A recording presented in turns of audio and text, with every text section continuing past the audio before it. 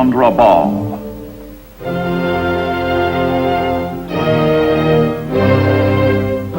The Japanese dominate the Pacific, and their Supreme War Council continues to execute sweeping plans to bring 700 million Asiatics under imperial control. Proud and confident after her shattering naval victories at the outbreak of war, Japan spills over her legitimate boundaries, pouring supplies and manpower into overseas bases to protect her new empire and defy the Allies.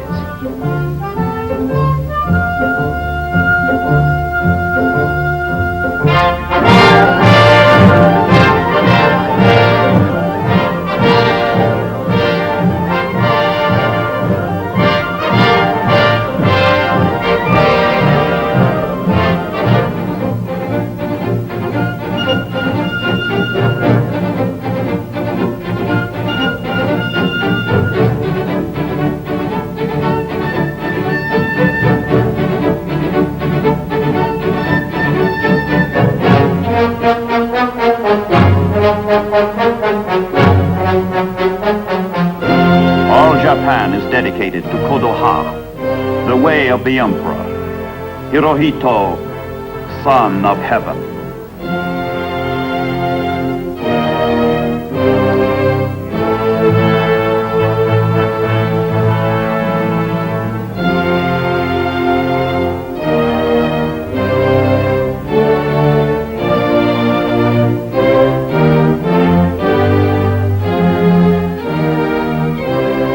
Of all conquest, on the bow of all her ships, the imperial crest, a chrysanthemum with 16 leaves.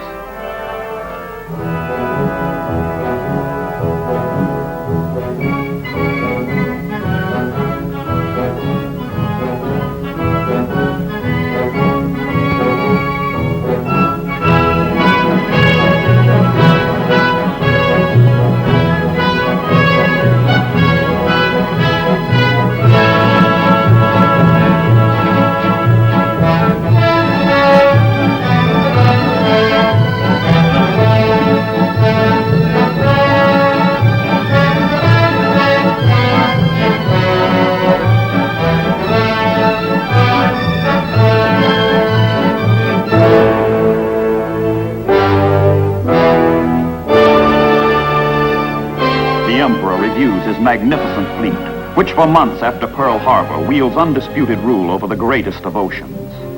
This is the Navy which has ranged in triumph over the wide Pacific spaces. This is the Navy which has never known defeat.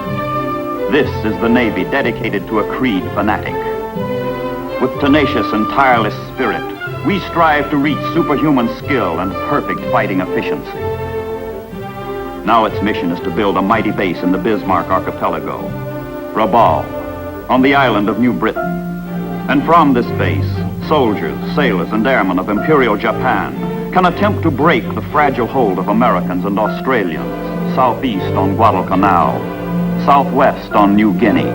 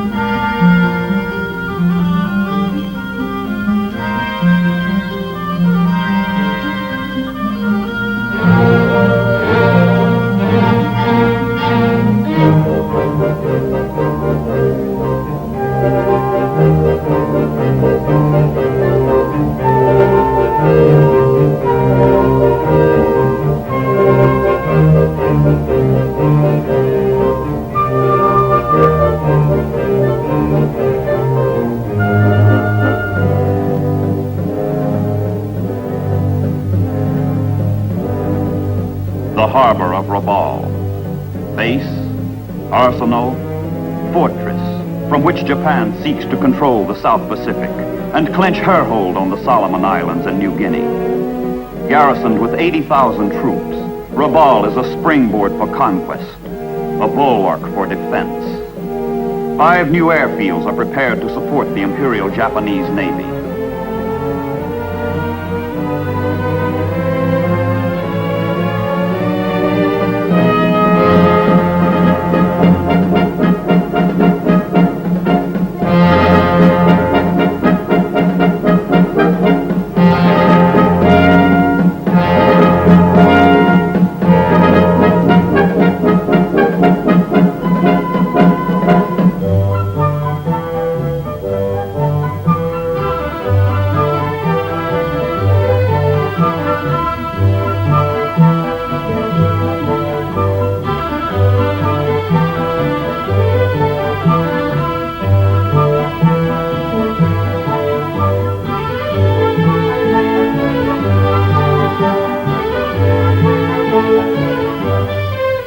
Rabaul, immovable, secure, impregnable aircraft carrier that blocks the American climb up the ladder of the Solomon Islands.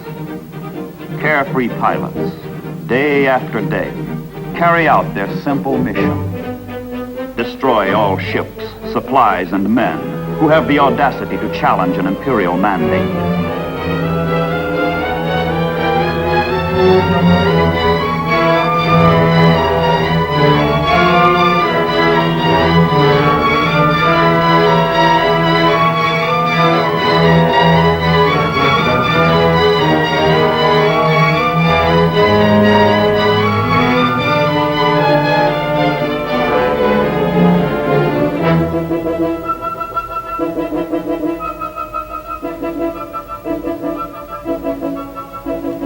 Rabaul's air and naval power sweeps out to dominate surrounding islands and waters.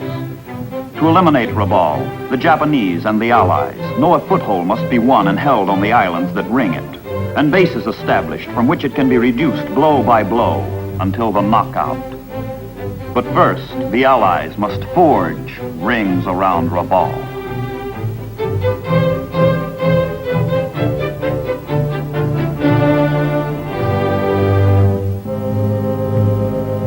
Rendova, another rung up the ladder of the Solomon Islands toward Rabaul.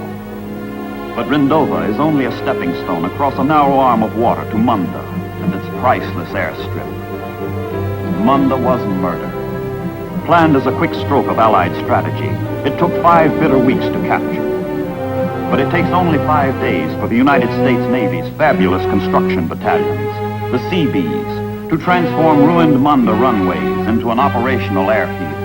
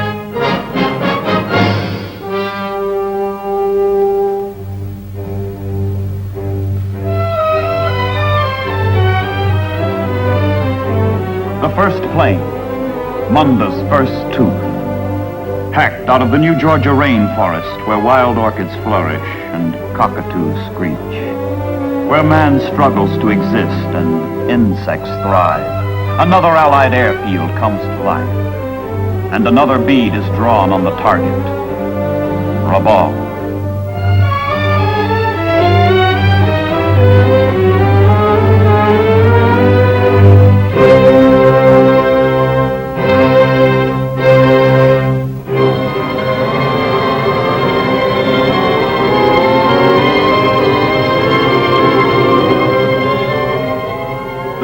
of Munda is the Allied way of observing the first anniversary of the landing on Guadalcanal.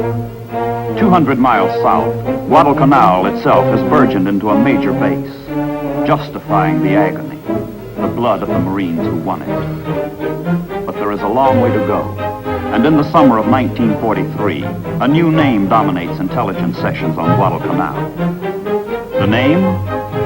Bougainville, biggest of the Solomon Islands, the essential link in the ring being forged around Rabaul.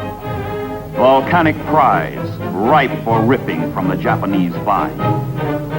Week after week, from Guadalcanal's hard-won Henderson Field, Army, Navy, Marine, and New Zealand pilots take off to soften up Bougainville in preparation for another assault by the United States Marines.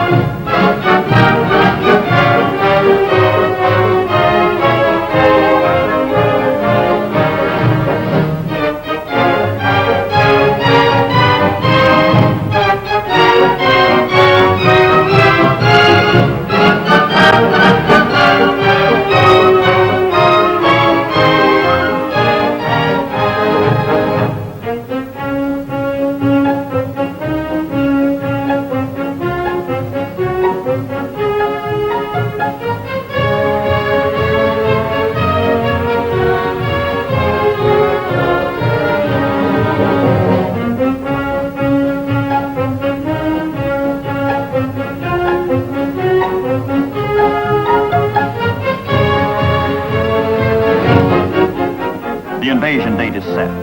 The landing beach is chosen. The command selected. Admiral Wilkinson and the 3rd Amphibious Force. Bougainville must be taken to provide a forward base from which fighter planes can escort the heavy bombers to Rabaul. The whole complex movement of men, ships, supplies has only one purpose: to advance and support war's newest weapon, the airplane. But before planes fly from Bougainville, the way must first be cleared by war's oldest ingredient, the foot soldier. The 3rd Marines take on the job.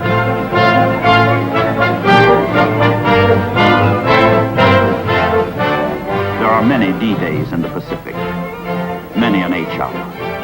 And yet with each comes a new sense of foreboding, of emptiness, of fear. As the opening salvos sound the notes of war's eternal theme, death.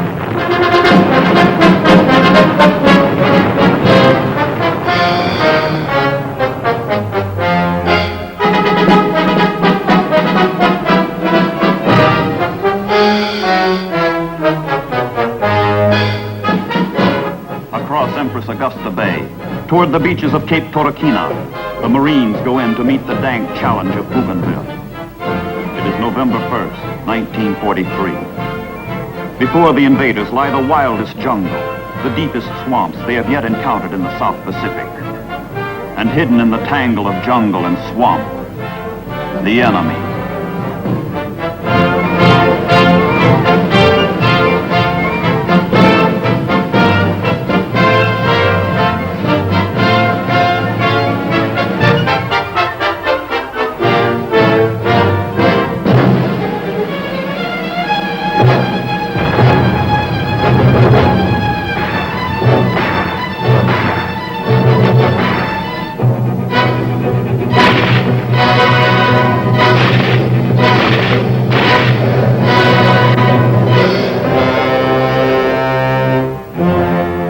Marines have won, the Seabees take over. Hard on the heels of the riflemen come the engineers. What was a battlefield yesterday will be an airfield tomorrow.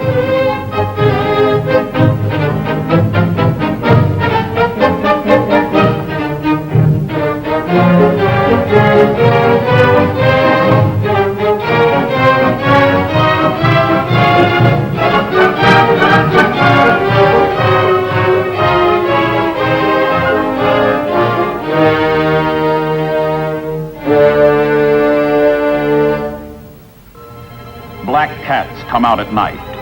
The lumbering Catalinas which scour the seas in search of enemy ships. The eyes of the cat see through the dark, where the Imperial Japanese Navy has scheduled 4 last runs of the Tokyo Express down the slot of water separating the Solomon Islands. And these last runs have famous names. The Battle of Kula Gulf, the Battle of Kolombangara, the Battle of Empress Augusta Bay, the Battle of Cape St. George. The call of the Black Cat is the call to battle.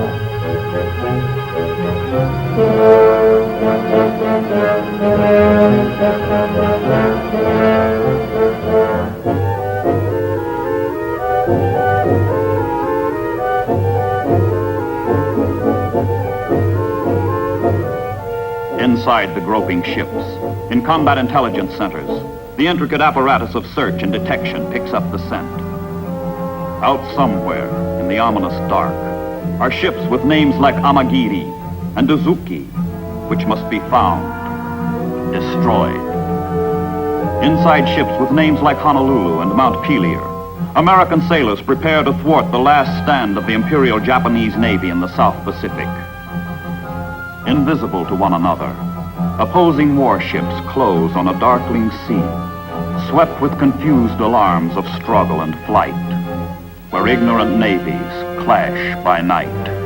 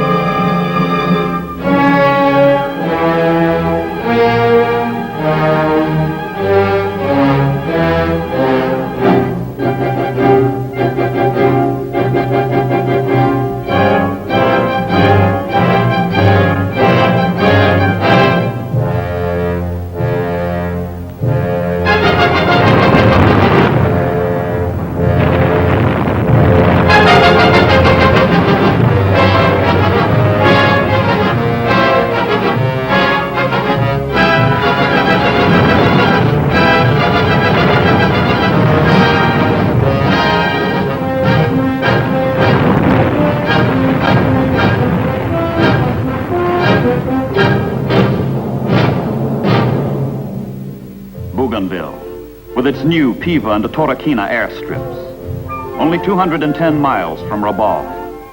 The ring is closing. The Marines have gone, and the defense perimeter around the thriving airfields is guarded by the 14th Army Corps. Who cares what has happened to the 40,000 isolated Japanese elsewhere on the island? And off-duty life is not too bad. Just relax and take it easy.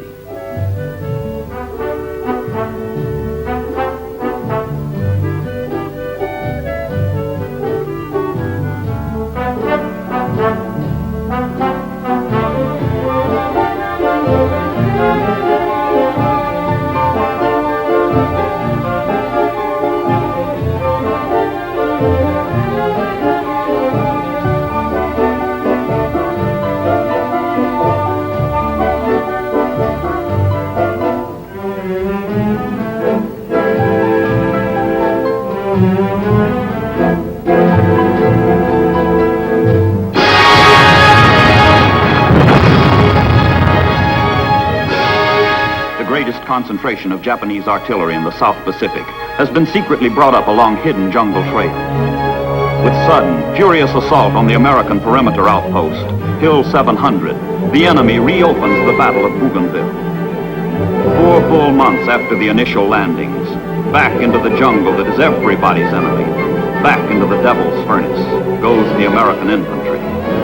Days of savage, bloody struggle lie ahead, until the 37th Division breaks the enemy, this time for good.